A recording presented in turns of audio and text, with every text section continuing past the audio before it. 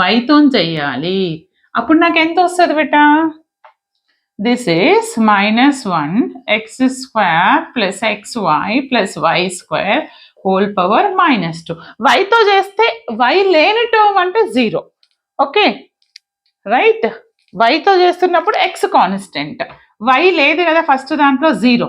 But why పక్కన X ఉంటే as it ఈజ్గా దించేసేయి, but ఇండివిజువల్గా ఉంటే 0 చేసేయి. ఇప్పుడు ఇది వై ఎంత 2y అయింది అంటే ఎంత వస్తుంది నాకు? X plus 2y. సరే ఈ 0 తీసేసి ఎక్స్ ప్లస్ 2y అని రాస్తా. Now I got both the values.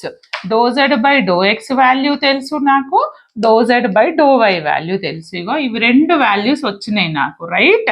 Put these 2 values ఎక్కడ సబ్స్టిట్యూట్ చేయాలి? నేను LHS లో సబ్స్టిట్యూట్ చేస్తాను.